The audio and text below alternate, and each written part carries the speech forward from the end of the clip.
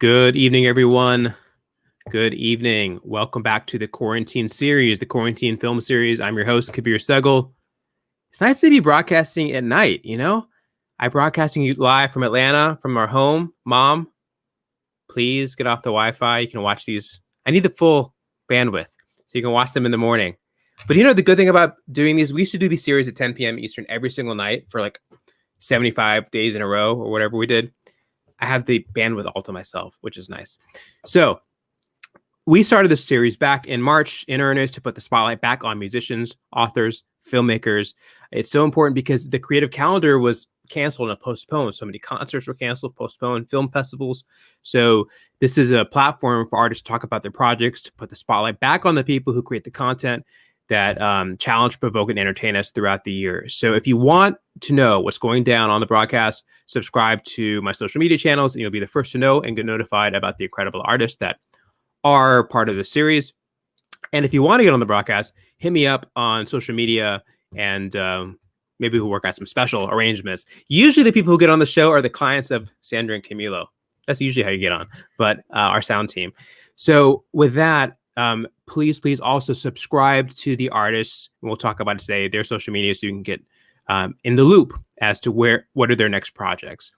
We have a remarkable filmmaker on the show today, a conceptual artist, auteur, producer, writer. She is a multi-hyphenated individual, successful individual, award-winning director, writer, producer. I'm sure you know her recent film on Netflix, Bikram, Yogi, Guru, Predator. I think we've all, many of us have seen it, and remarkable tale that she just paints with clarity, and her acumen is so evident. She's directed several films. We're going to talk about a couple of them. She's from Australia, and she's been in the US for quite a while. We might actually get a hint about her next project. I won't press her too much on it. Please welcome to the show the incredible, talented, creative genius, Eva Orner. Welcome to the show. Big intro. Live up to all of that. All good. First, I got to ask you, Eva, so how has the quarantine affected you? What did you have lined up in your career, or what were you going to do that's been canceled or postponed? I feel really lucky, and I'm really aware how hard it's been for so many people and how many people are struggling. So, I'm not one to sort of complain. We're all in a pretty privileged position. I just had a film come out, so I had a lot of stuff in development. And I guess in March, when it was all, when everything was shutting down, I was really worried. And I'm lucky enough to have really fantastic agents at WME, and they were very quick to tell me this is a great time. We're going to be able to develop a lot of stuff. You're going to be able to pitch a lot of stuff. We'll get films financed. And they've been amazing. I feel very, very blessed to have that support. And that's exactly what happened. I pitched a project in March and we got it financed pretty much straight away. I can't, everyone's very secretive about projects these days with all the competition with the networks and the streamers. So you're not allowed to talk about what you're doing next. But I was supposed to shoot in mid-July, and because of certain lockdown restrictions, that was pushed back. But I'm about to travel in about 3 weeks to a certain place, and then I'll have to go into quarantine for a couple of weeks, and then I'll start shooting. So I'll be shooting till about Christmas. So I feel really blessed about that.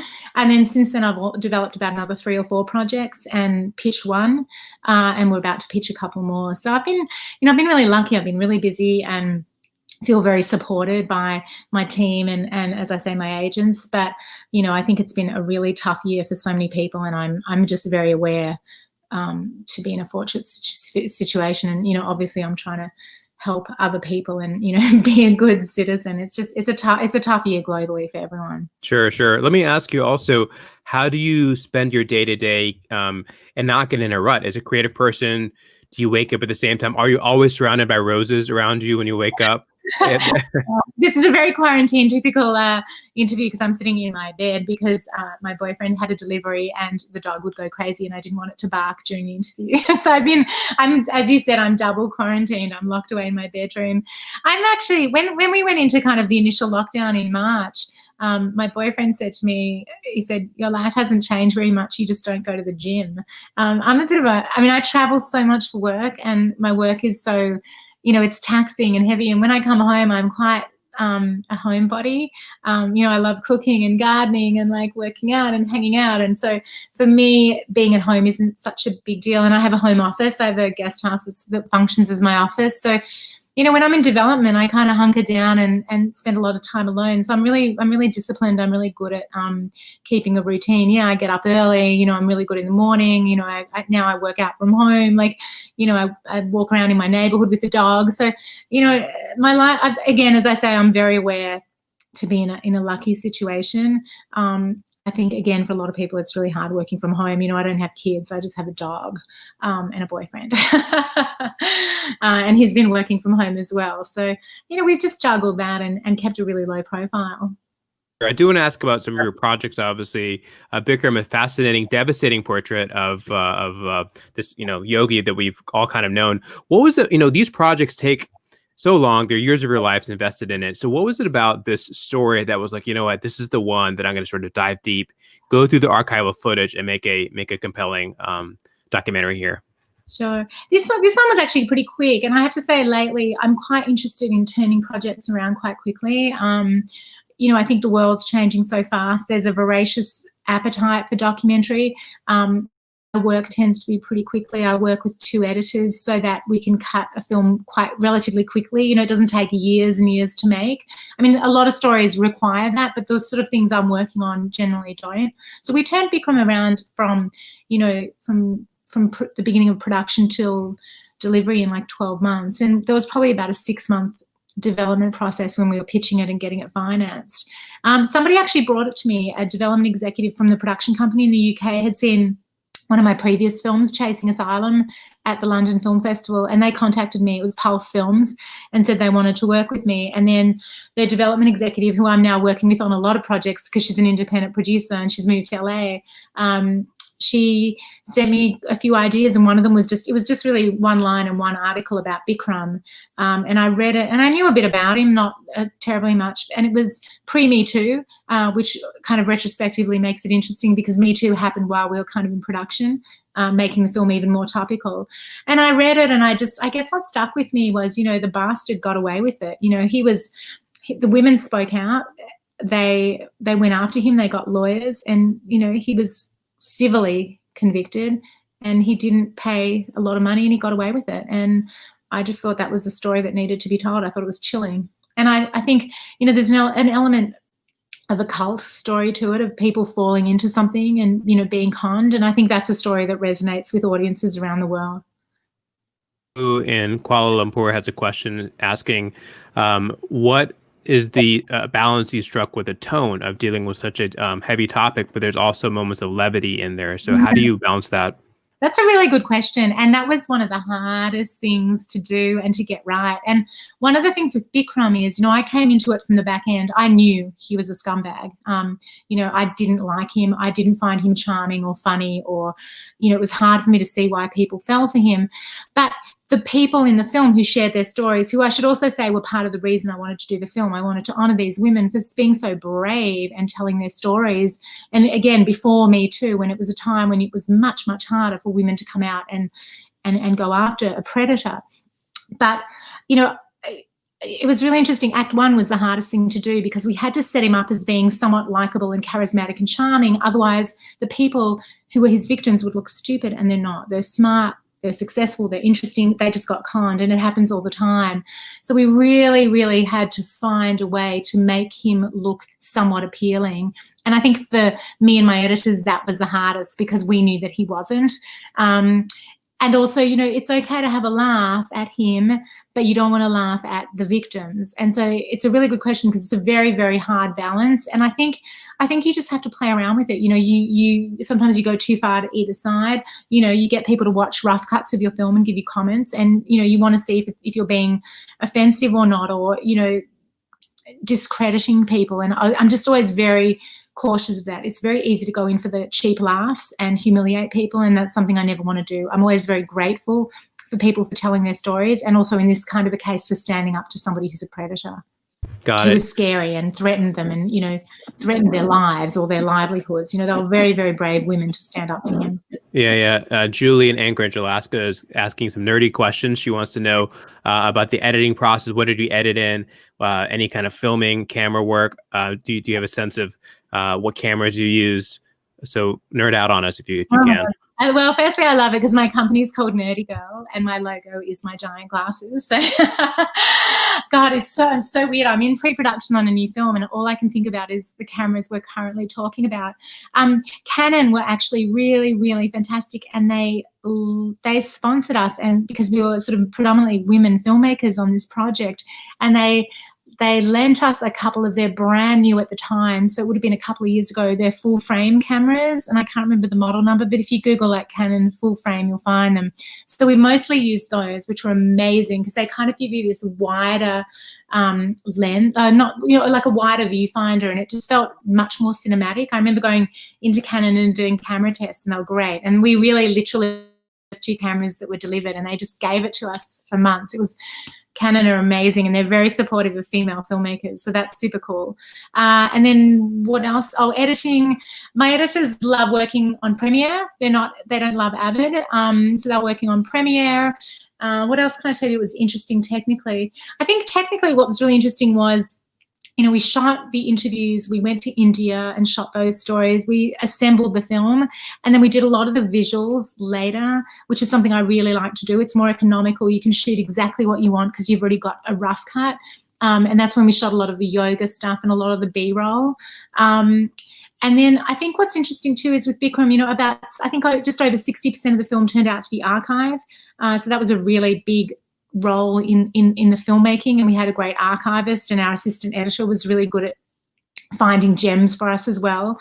And then because of that, you know, so much goes into the color correct, the grade, once you've locked the picture. And, you know, we worked with this amazing colorist, and there's all this new AI technology where you can get, you know, shitty old photos that are almost in tatters and so degraded, and with this AI technology you can kind of rebuild them in a way where they look really real and organic. And that was, every time you make a film, maybe like, you know, 6, 12, 18 months goes by, and the new technology is so fast now that it's almost like starting again as a filmmaker. And you kind of, I remember we were sending tests to the color corrector from the edit and thinking, you know, they won't be able to do this, they won't be able to do this, and they'd send things back, and we were just like, oh my God, this is amazing. So it's kind of an interesting time to be making films. When I started, it was just, I'm quite old, it was just at the transition almost from you know, we still used to shoot on 16mm, and then everything went to you know, HD, and then everything, you know, I remember when we were cutting linear, not non-linear, and the first time we used an Avid, and so, you know, everything, I mean, I'm so making myself sound really old, but everything's changed so much and is changing so fast. It's like, so I'm just starting a new film now, and it's kind of like, what cameras do you want to use? And it's like, well, what have we got? What are my options? And every film is like a complete new experience. It's interesting, but it's also hard to keep up with the technology. So you have to really rely on your crew, you know, your DPs, your producers, to really know a lot about that kind of stuff. Because I'm so busy in the story and the characters and trying to work out what the film is. I need them to be able to say, okay, this is your choice, you know, and give me like 5 options and the pros and cons.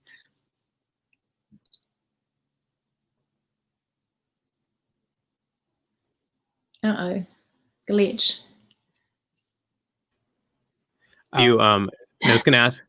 No, I was going to can you hear me? Yeah. I was going to ask you about in looking at your project, you have an incredibly skilled and deft at pairing music with the shots. So how do you think about the music you choose? I'm a music producer, musician, as you may know. So how do you think of, and I thought that was particularly the case in Bikram, how you marry the music with the moving image. Do you work with a music supervisor? Or do you have a strong preference to what the music is? Walk us through that. I work with this amazing composer. He's done my last 2 projects, I think 2, God, I think it's 2, and he's going to keep doing them, I hope. He's doing my next film, and he's actually in Australia, and the last time I worked with him was on a film in Australia, and then Bikram we did from LA, and he actually couldn't come out here because he was so busy doing multiple projects, and we did it all remotely, and it worked amazingly well. His name is Cornell Wilczek. You can check him out. He's done a lot of stuff for Netflix. He's kind of one of Australia's premier composers, and we just communicate really well, and he just gets me. And I remember my editors were really nervous because we had a really short turnaround with delivery, and they hadn't heard anything he'd done or worked with him, and I kept saying to them, don't worry, you're going to love it. He's amazing. You're going to love it. And I remember watching them watch the first time we put in his first few tracks, and I just saw their shoulders relax and they were like, it's going to be okay. I don't know, he's just amazing. I think what I usually do is I talk to him about the film at the beginning of the film. We stay in touch through the film. The first thing he usually sees is a really rough cut, and he usually doesn't start working on things until we've got a pretty strong rough cut. I think I read this interview because I produced for 20 years before I started directing, or 15 years, and so I've produced a lot more films than I've directed. And I was reading this article, and I think it was Nora Ephron. Nora Ephron was talking, and somebody asked her about working with composers. And it was just before I directed my first film, The Network, which was in Afghanistan. And somebody had asked her, how do you communicate with a composer? And she said, the one thing you shouldn't do is tell them, like, I want to have horns here, or I want to hear the piano here. Don't talk to them in instruments. That's their deal. They know what to do. Talk to them in emotion. Tell them what you want the audience to be feeling. Tell them the emotions you're trying to convey. But if you start telling them what instruments to use, you're generally wrong, unless you're this amazing musician, and it's confusing for them. And I remember telling Cornell that, and he said, yes, it's absolutely true. Tell them if it's not quite right, just say, I want them to be feeling more here, or what kind of emotion it is. But honestly, we just have a way of communicating, and he's a supremely talented musician, and he writes a lot of music not for film. He does mostly film scoring now, but he's also very much like, if you don't think something's working, he just gets it. And he'll argue and he'll stand his ground, but he also gets it. He also puts the film before anything else. So I don't know, whenever I say something like, I don't think it's quite right, and here's why, he'll be like, yeah, got it. And he'll give me a couple of options. I don't know, I can't imagine doing a film without him, and my editors feel the same way now, and we're all working together on a new film. So it's going to be like a family, which is great. I like working with the same people, because you just start sort of understanding each other even more. Yeah. I wanted to ask also about Out of Iraq. We were mentioning I'm a Navy veteran, so the story is actually quite compelling. It's like looking for a diamond literally in the rough in the Middle East, in that country in particular. So how did you come across the story in the first place? It's so long ago. I feel like it would have been, I feel like it was just after The Network, which I think was about 10 years ago. It was a really long time ago, and it was just the weirdest kind of, this is how documentaries work. And honestly, this kid from Australia who I'd never met, and I can't remember who introduced us. No, you know what? I think he'd gone to my old high school and my university in Melbourne, Australia, and he was coming to LA, trying to get into the film business, doing meetings. And somebody and he emailed me cold, I think, just saying, I went to your school and your university, can we have a coffee? And I said, sure. And I think I invited him to my house or something one afternoon, and I remember him telling me this story. It was like, it's so random. His parents, I think, were chiropractors in Melbourne, and he'd gone and stayed with one of their friends who's a chiropractor in Seattle, and he was one of the guys in the film that helped Nayef, the first protagonist in the film, to get out of Iraq and get to Seattle. And so he introduced me to Michael, and then we started talking, and before very long we were on a plane to Lebanon, and I started filming. And we followed them for like 4 years. Could have been more, I can't remember.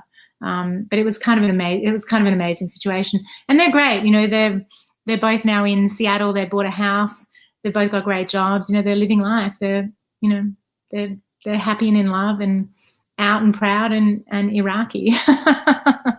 Yeah, it's a crazy story. Broader war, and I don't mean in terms of policy, but in the way it humanized Iraqis, and seeing the country is actually a place where like there's real people there. So did you, I don't know, I'm trying to ask the question, how did it humanize Iraq as a country? Because I think people often ask me, are there still troops in Iraq? It's like, yeah, there's still a war going on, and it seems like it's so off the grid, or not even in people's attention span of these conflicts. So maybe you could speak a little bit about that.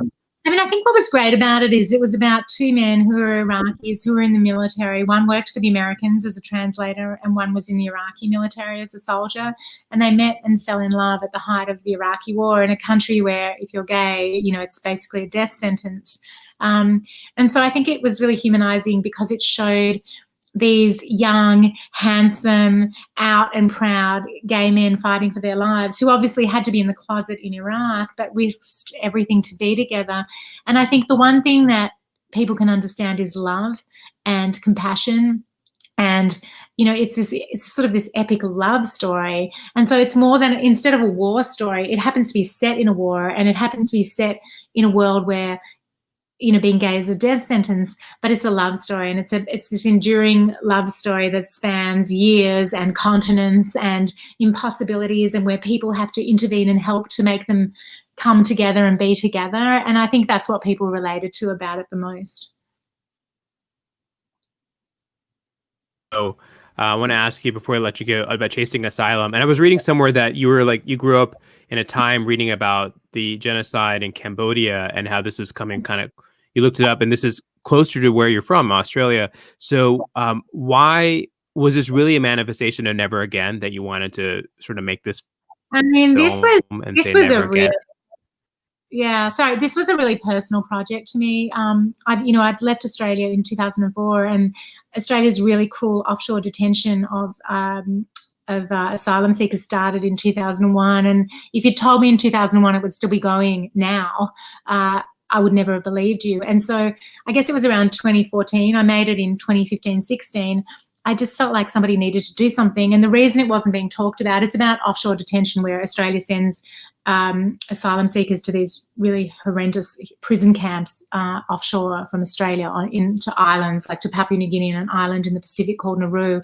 And the reason no one was talking about it as much as it needed to be talked about, it was sort of the cruelest refugee policy in the world from Australia, which no one really believed, was they weren't letting journalists and cameras into the camps. And so I decided we needed to get secret cameras into the camps and kind of blow the story up, which is what we did. But it was a really tough film to make. All of your work is remarkable and beautiful and just done at the highest level of craft. So it's really a pleasure to have you on. Let's get you on your social up here. You have an Instagram, so to the extent you want to follow her, and you know, when the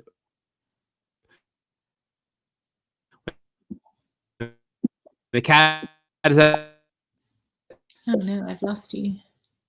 About her new project.